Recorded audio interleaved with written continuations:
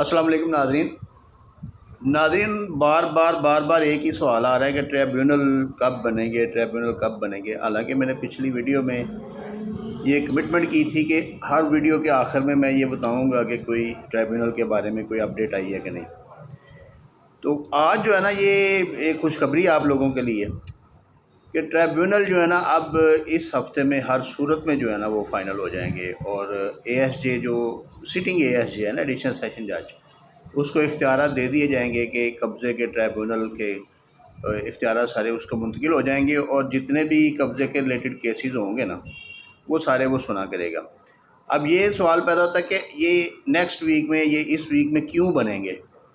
کیونکہ high court میں ایک case D R C committee کے پاس جو ہے نا، ڈی آر سی کمیٹی کے خلاف جو ہے نا ایک لاسٹ کیس چل رہا تھا،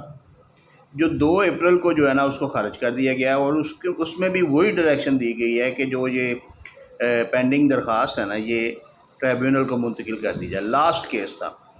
اب جب لاسٹ کیس ختم ہو گیا ہے تو اس کا مطلب ہے کہ وہ ڈی آر سی کمیٹی کے خلاف جتنی بھی لیٹیگیشن تھی ساری ختم ہو گئی ہے۔ تو جب لیٹیگیشن ختم ہو گئی ہے تو اب اس نے آگے جانا ہی جانا ہے۔ تو جب آگے جانا ہے تو اس کا مطلب ہے کہ اب ٹریبیونل کی فارمیشن کا ٹائم ہے،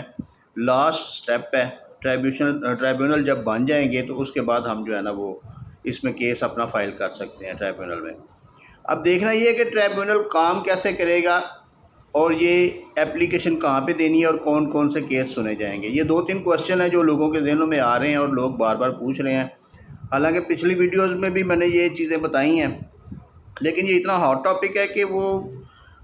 جب بھی کوئی نیا بندہ آتا ہے تو وہ پہلا کوسچن ہی یہ کرتا ہے۔ تو جب وہ کوئی 500-700 کوسچن اکٹھے ہو جاتے ہیں تو پھر میں سوچتا ہوں کہ یہ دوبارہ ایک دفعہ اس کو ریوائز کر دیا جائے۔ تو اس میں یہ ہے کہ جو جتنے بھی ناجائز قبضے کے کیس ہیں نا، جتنے ناجائز قبضے کے کیس ہیں، یہ ذہن میں رکھیں، ناجائز قبضے، جائز اور ناجائز میں فرق ہے۔ ناجائز قبضے کے جتنے بھی کیسز ہیں وہ سارے ٹریبیونل میں دائر کیے جائیں گے۔ ناجائز قبضہ کون سا ہے؟ کہ جو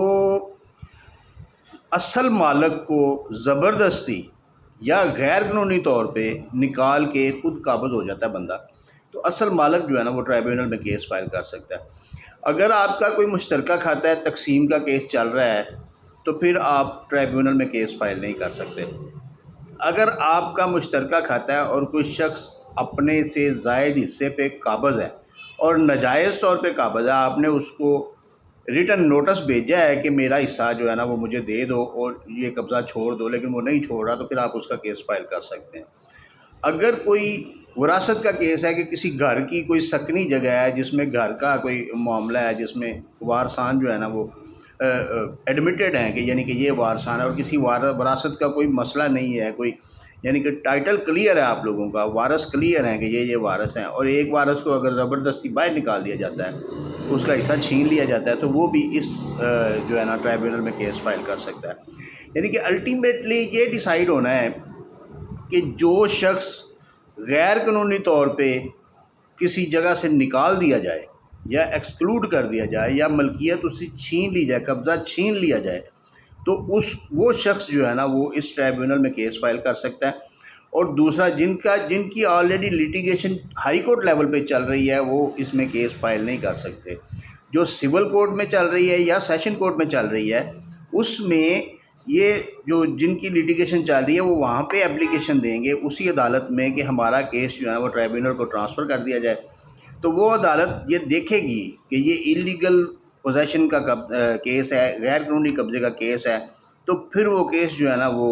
ٹریبیونل کو فارورڈ کر دیا جائے گا، اس میں ٹرانسفر کر دیا جائے گا۔ ادروائز سیپریٹ سے آپ کیس فائل نہیں کر سکتے اگر آپ کی لیٹیگیشن چل رہی ہے تو۔ اب اس میں کوئی غلط کیس بھی آپ فائل نہیں کر سکتے۔ اگر آپ کوئی غلط کیس فائل کریں گے تو یہ لا ویری مچ کلیئر ہے کہ آپ کو فائن بھی ہوگا اور آپ کو سزا بھی ہو سکتی ہے، کیونکہ یہ اس میں کلیئر کٹ لکھا ہوا ہے کہ اس میں کوئی غلط درخواست دینے والا یا جھوٹی درخواست دینے والا شخص جو ہے نا اس کے خلاف بھی ٹریبیونل کارروائی کر سکتا ہے۔ اب ہم نے دیکھنا ہے کہ ٹریبیونل کیا کارروائی اور کس طریقے سے کارروائی کرے گا۔ جس وقت اگر تو آپ کی اپلیکیشن پہلے ڈی آر سی کمیٹی کے پاس موجود ہے تو پھر آپ کو نئی اپلیکیشن کی ضرورت نہیں ہے، آپ کی وہی اپلیکیشن جو ہے نا وہ ٹریبیونل کا ٹرانسفر ہو جائے گی، اور اس کے بابت جو ہے نا high court clear cut instructions جو ہے نا وہ ڈی آر سی کمیٹی کو اور ڈی سی ڈپٹی کمشنر، ہر ضلع کے ڈپٹی کمشنر کو کلیئر کٹ انسٹرکشنز دے چکی ہے تو وہی آپ کی اپلیکیشن جو ہے نا وہ ٹرائیبیونل میں ٹرانسفر ہو جائیں گے۔ لیکن اگر آپ نے کوئی ابھی تک اپلیکیشن نہیں دی تو آپ نے وہ ڈائریکٹلی ٹرائیبیونل میں اپلیکیشن دینی ہے۔ ٹرائیبیونل کی دائری برانچ ایک علیحدہ سے کھلے گی، جس کو ٹرائیبیونل اسائن ہو جائے گا، تو وہاں پہ آپ نے وہ اپلیکیشن دائر کرنی ہے۔ اس کے ساتھ آپ نے ڈاکومنٹ سارے لگانے ہیں۔ انلیگل پوزیشن کو آپ نے کنفرم کرنا ہے کہ آپ کا غیر قانونی قبضہ آپ کی پراپرٹی پہ ہوا ہے،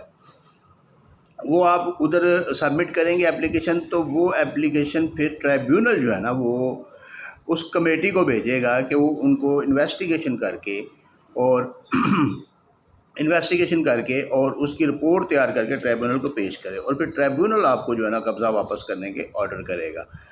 تو یہ اس طریقے سے پروسیجر چلے گا۔ ویسے میری پچھلی ویڈیوز کافی موجود ہے جن میں تفصیل کے ساتھ یہ سارا پروسیجر جو ہے نا وہ ایک ایک پوائنٹ اس کے لا کے جو ہے نا ٹرائیبیونلز کے، Punjab protection of immovable property act جو ہے نا 2026 میں جو امینڈمنٹ آئی ہے، جو فروری میں آئی تھی، اس کے مطابق جو ہے نا ایک ایک پوائنٹ ڈسکس کیا گیا۔ آپ اس کو ڈھونڈ کے بھی چیک کر سکتے ہیں،